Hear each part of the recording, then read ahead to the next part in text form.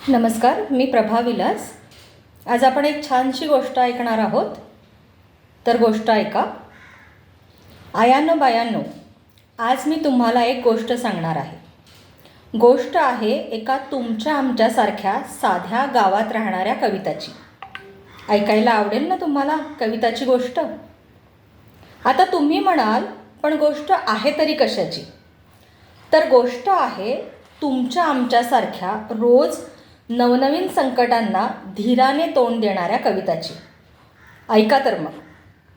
आटपाट नगरात एक गोड चुणचुणीत कविता नावाची पोरगी राहत होती.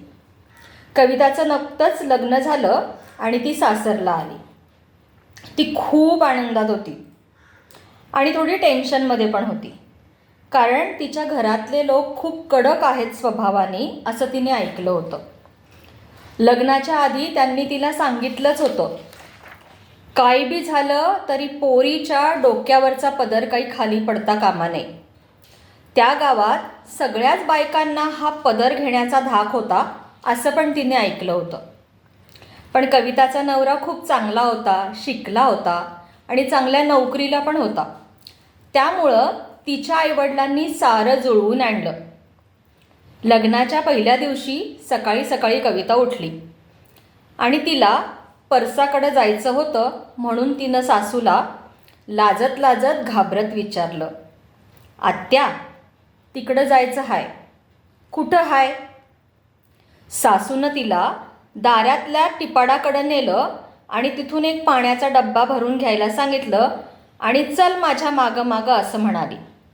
कविता थोडी गोंधळली, पण तिला वाटलं थोडं लांब बांधलं असेल संडास.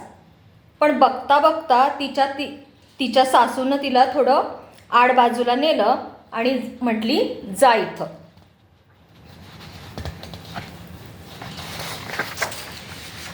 कविताला खूपच कसं तरी वाटलं, पण आता काही पर्याय नव्हता, म्हणून तिला उघड्यावर जावंच लागलं. नवी नवरी ती लगेच कसं काही बोलणार. पण कविता खूपच नाराज झाली आणि घाबरून पण गेली. तिच्या मनात वेगवेगळे प्रश्न यायला लागले. दुपारी पोटात कळ आली तर काय करायचं? जुलाब लागले तर काय करायचं? या भीतीनं ती दिवसभर नीट जेवलीसुद्धा नाही. पहिल्या दिवशी तर सासू आली तिच्याबरोबर, पण दुसऱ्या दिवशी तर कविताला एकटीलाच जावं लागणार होतं. सासूनं दाखवलेल्या जागेवर ती सकाळी सकाळी गेली. अंधारात बऱ्याच बायका रस्त्याच्या कडेला ठिकठिकाणी बसल्या होत्या. मध्येच एखादा गाडीवाला, सायकलवाला, गडी माणूस आला की उभ्या राहत होत्या. तो गेला की परत बसत होत्या. त्या तरी काय करणार? अंधारात जरा झाडाझुडपात गेलं तर विंचूकाट्याची भीती आणि रस्त्याच्या कडेला बसलं की पुरुषांची लाज. काही जण तर मुद्दाम अंधारात सुद्धा बायका बसलेल्या आहेत असं माहीत असून सुद्धा तिथून सावकाश जात होते आणि कोण बाई बसली आहे हे न्याहाळत होते. आत्ता मात्र कविताला खूपच चिड आली. तिच्या मनात आलं की बाईच्या डोक्यावरचा पदर पडलेला यांना चालत नाही, पण बाई सगळ्यांच्या समोर साडी वर करून रोज अशी बसते ह्याचं मात्र ह्यांना काही वाटत नाही. कविता कशीबशी घाबरत घाबरत जरा आडोशाला गेली. तिची मात्र मनात तगमग सुरू झाली.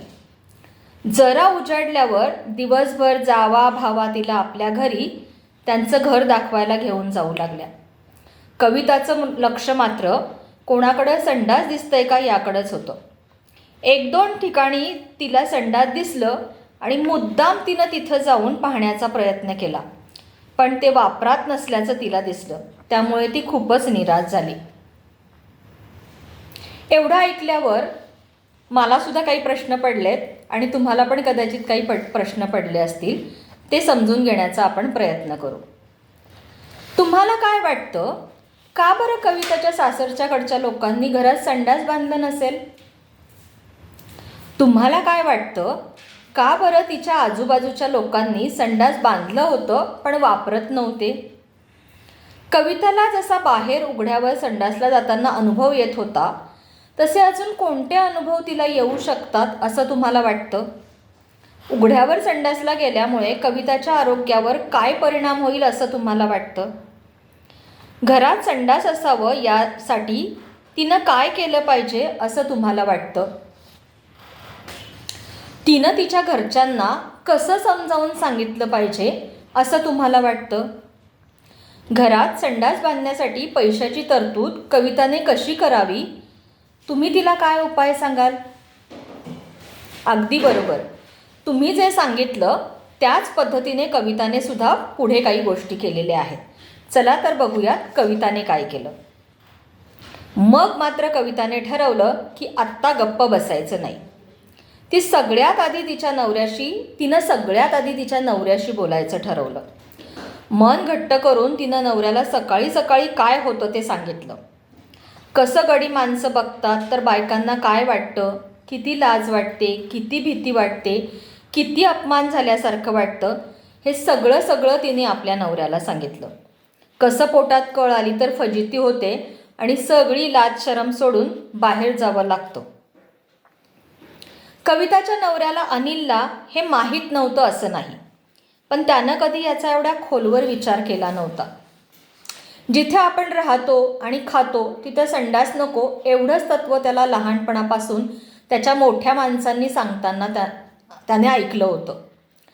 त्यामुळे कधी हा विषय पुढे आलाच नाही. त्याचे वडील स्वभावानं कडक असल्यामुळे कदाचित त्याच्या आईनं सुद्धा कधी बोलण्याची हिंमत केली नसेल. पण आता मात्र अनिलच्या लक्षात आलं की आपल्या आईला आत्तापर्यंत काय त्रास सहन करावा लागला असेल. आता कविताच्या जोडीला अनिल पण होता, पण त्यांच्यापुढं 2 प्रश्न होते. घरच्यांना समजून कसं सांगायचं आणि पैशांची जुळवाजुळव कशी करायची.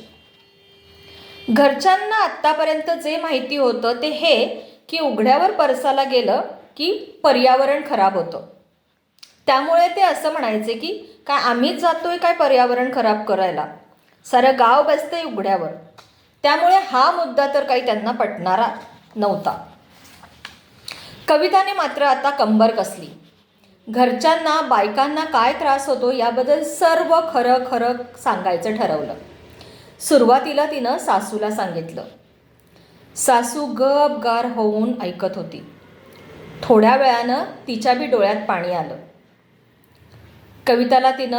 कविता तिला काही नवीन सांगत नव्हती, फक्त कविता हिमतीनं सांगत होती. सासूने मात्र सारं अपमान, त्रास, गुमान गिळला होता. तिनं कविताला जवळ घेतलं, तिच्या डोक्यावरून हात फिरवला आणि म्हणाली, पोरी, तू मला हिंमत दिलीस. आजवर मला हे कधीच बोलता आलं नाही. घाबरू नकोस, मी बी हाय तुझ्या जोडीला. तसा अनिल बाहेरच्या पडवीतून आत आला. त्यानं एका आशादायी नजरेतून आईकडे पाहिलं. त्याचे डोळे जणू काही सांगत होते की आई, मला माफ कर. मी तुझा त्रास समजू नाही शकलो, पण आत्ता मी तुमच्या जोडीला आहे. तिघांनी वडिलांना सांगायचं ठरवलं, पण त्याआधी कुठून पैसा उभा करायचा, कमी पैशात कसं संडास बांधता येईल, कमीत कमी पैशात कसं संडास बांधता येतं, याचा सारा अभ्यास गावच्या एका भल्या माणसाकडून त्यांनी समजावून घेतला. ठरलं तर मग बचत गट आहे, काही सरकारी योजना आहेत, 2-3 घरांसाठी मिळून संडास बांधलं तर अजून पैसा कमी लागतो. आणि काहीच नाही झालं तर कविता आणि सासूनं त्यांचा सोन्याचा डाग गहाण ठेवायचा आणि मोडायचं ठरवलं. सोन्याचा डाग घालून मिरवायचं का रोज उघड्यावर रस्त्यावर साडी वर करून आबरू घालवायची, त्यापेक्षा डाग नसलेला परवडला. सगळी तयारी झाल्यावर तिघही वडिलांसमोर जाऊन उभे राहिले. कविताची सासू धीटपणे पुढे जाऊन बोलू लागली. तिथंच तिच्या नवऱ्याला समजलं की आजवर कधीच माझ्या पुढं तोंड न उघडणारी माझी बायको आज बोलते आहे, म्हणजे विषय तेवढाच गंभीर आहे. सगळी तयारी तिघांनी आधीच केली होती. त्यामुळं त्यानंही काहीही न म्हणता संमती दिली. आणि बघता बघता पुढच्या 2-4 दिवसात कवितानं सारं चित्र पालटवलं. म्हणजेच त्यांच्या घरामध्ये संडास बांधलं गेलं. कशी वाटली तुम्हाला ही गोष्ट? तुम्हाला कोण व्हायला आवडेल? कविता, अनिल, कविताची सासू की सासरा? तुम्ही या गोष्टीला काय नाव द्याल? तुमचे संडास बांधण्यासाठी आणि बांधलेले वापरण्यासाठी काही प्रश्न असतील तर आम्हाला नक्की विचारा. धन्यवाद.